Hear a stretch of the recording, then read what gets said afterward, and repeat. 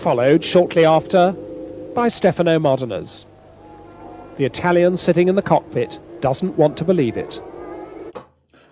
F1's had plenty of great drivers over its time. Obviously, right now you've got Lewis Hamilton, Max Verstappen could very well, join that mix with Lewis, Michael Schumacher, the late Ayrton Senna, etc. And then you have drivers who are still very talented, have shown the potential that, particularly early on, I think, they'll win a couple of races, maybe a world championship, if they're lucky. I mean, there's not a whole lot. There's quite a few of those, drivers who've, shown a lot of talent early on. And then only a few of them eventually go on to deliver. Thinking, top of the head, Jenson Button, for instance. They're not. I wouldn't put Jenson Button necessarily and neither would he in the same category as Senna, Schumacher, and Hamilton. But not everyone can be the GOAT, and to win a world championship even once in your lifetime is just truly special. And so, I'm a long-time Formula One fan, unlike many of most people who watch Drive to Survive and started following the sport. I've followed it for since I was a child. Of course, since the Malaysian Grand Prix first became a thing back in 1999. Followed history, loved the history of the sport. For me, Formula One, probably pre-90s was interesting, and I thought, give this a credit. This is a bit more of a passion project. If it gets hits, who knows? But I thought, there's not a lot of pieces on your more obscure, I guess you could say now, obscure drivers who, these drivers had the talent, probably could have gone on to, be world, they, I guess at one stage were to be world champions. And I guess, there's a couple of that category, Jean Lacey, for example, but I thought I'll go even a bit more obscure, with a couple of these. And so hope you enjoyed this series.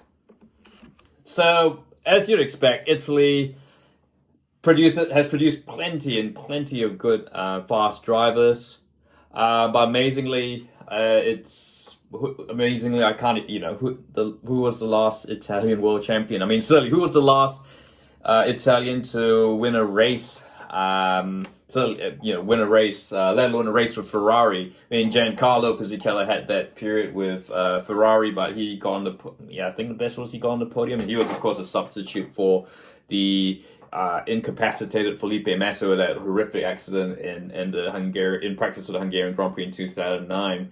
Yeah, so Italy's Italy, as you'd expect, with a nation that produces Ferraris, Lamborghinis, Fiats, Alfa Romeos, Lancias, should have plenty of top drivers. If you've got a more recent memory, Antonelli at Mercedes, he seems to be the next one. But you go back in my time, of course, you had Jarno Trulli, Giancarlo Fisichella. Jarno Trulli was, famous for the Trulli train. Always showed the pace in qualifying, but never quite quick enough to win races unless it was Monaco.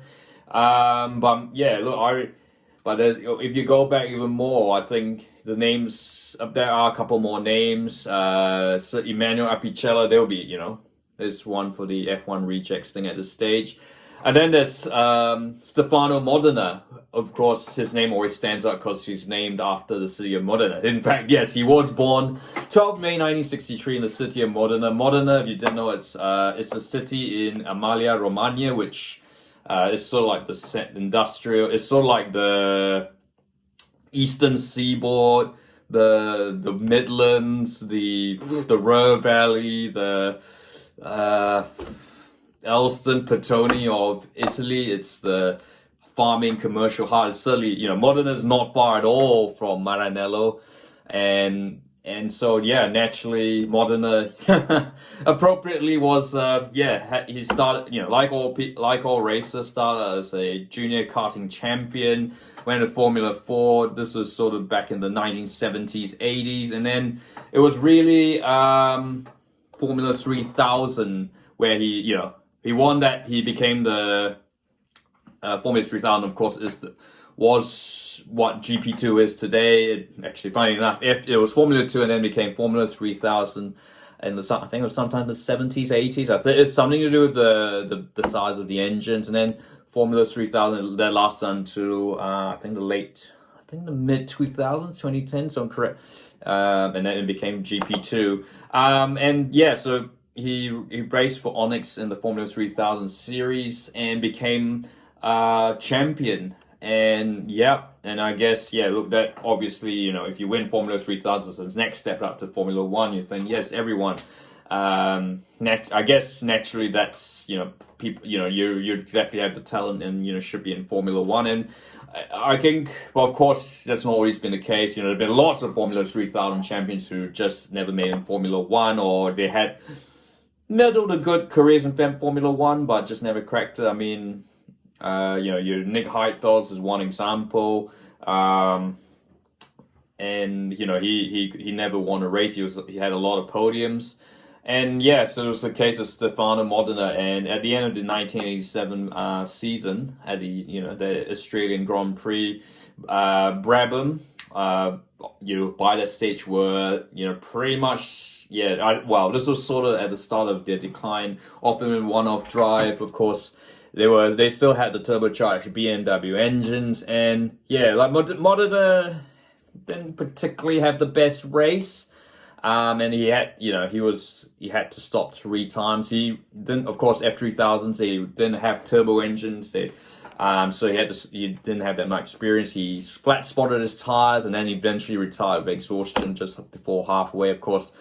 So not the best impression. I mean, even though, of course, Modena, 87 Formula 3000 champion. Of course, he was with that Onyx, who were actually about on the verge of joining Formula 1 at that stage, but they weren't quite ready. He tested for Benetton, but RT went for the new Eurobrunn team, which, because I guess a lot of the mechanics were working with him back in 1985. He knew Eurobrunn at the time. Naturally, it was pretty uncompetitive, and he was pretty much, while he was faster than his other teammate, Oscar Lalari, he was pretty much at the back of the grid, a pretty nondescript end. But of course, then 1989 came, Brabham came back, and of course, there had been a change of ownership, of course, and of course, Brabham had been bought over by Walter Brun, who actually owned Eurobrunn. And so, Modena had made some sort of impression with the Brabham team, and he was offered one of the seats for the 1989 season alongside Martin Brundle, which I will do a video on at some stage. They had the Pirelli tires. Of course, Pirelli were back in Formula 1, so it was a tire war with Goodyear, and did really well. The Brabham team, the reformed Brabham team, with the new funding from Joachim Luthi, the Swiss businessman, with a Judd V8 engine. First year, of course, that the turbos were gone. This is the same Judd engine that was, I think it was in the Lotus. In the Lotus as well. And the Brabham team was surprisingly competitive. Finished third at Monaco behind Senna and Prost, which was the first of Modena's 2 podiums. And that result sort of kind of marked out Modena as perhaps someone to watch. Unfortunately, for 1990, Joachim Luthi was found guilty of fraud in prison, and this was where Brabham's decline, started to accelerate. But having said that, Modena was still very good. He finished 5th in the first race of the season in Phoenix. Of course, that was the race famous for Jean Lacy almost beating Ayrton Senna.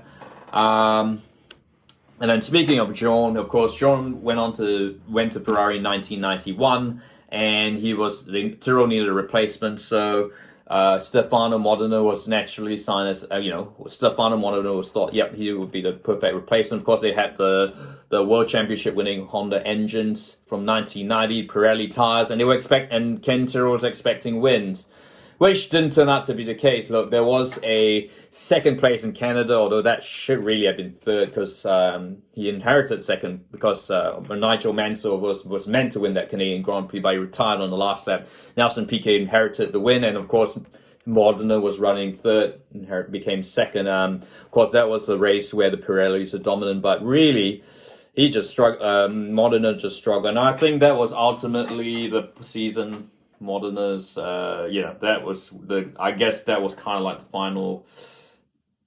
I guess perhaps the final straw, perhaps the beginning of the end for Modena. He left for Jordan for 1992, which was an absolutely diabolical year.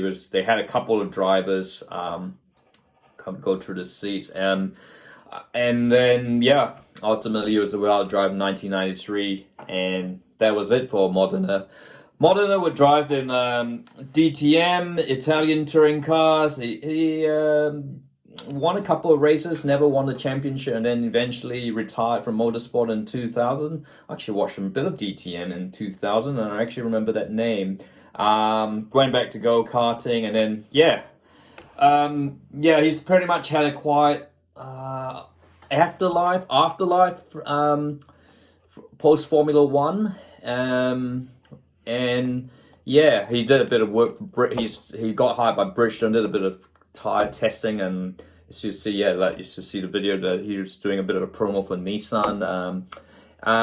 Traveled a bit around the world, got married with a former actress, and they've got 2 adult children, archaeologists and journalists. I'm taking this on Wikipedia. That jurisconsult is one. Actually, Vittoria's one of his children, so jurisconsult, which is a lawyer. Yeah, so that is why Modena, you've probably never heard of Modena until now. So I guess the big question is, why did Modena fail? Why did he fail where many other drivers who could have had arguably less talent, similar amount of talent fail? Well, I get this. I mean, back in the day, of course, there's not a lot of social media. You don't have that not a lot. I mean, you had no social media. It was a different time. Going by all accounts, I think you're hearing from the likes of. I think there was Maurizio Gugelmin, who's ex IndyCar racer, and the mechanics. I think that there was a lot of mention that he was quite eccentric. He had a lot of habits which he was really obsessive. I think, for example, he wouldn't park a car. He would never have his car parked on the left side of the team garage. No one was allowed to touch his car, apart from himself once he was out of the car. And there was actually, this is going, one of the resourcing this one of the stories we're going off Wikipedia. There were times when Modena would get out of the car after being strapped, and it's quite hard strapping a F1 driver in nowadays.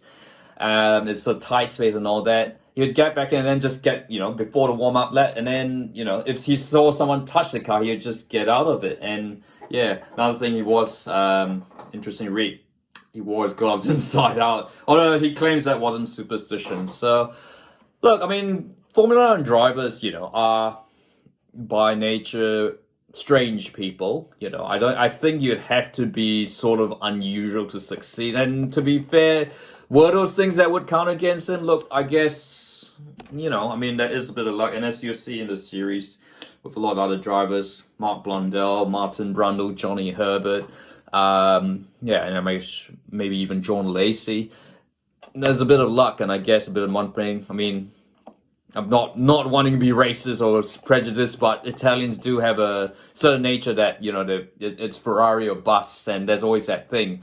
Maybe that was something that held him back. I don't know, but it was undoubtedly clear he had the chances. Maybe he just didn't, particularly Tyrrell Honda, which was competitive. They had a really good design on Harvey Postlethwaite, and it was the same car John Lacey did well.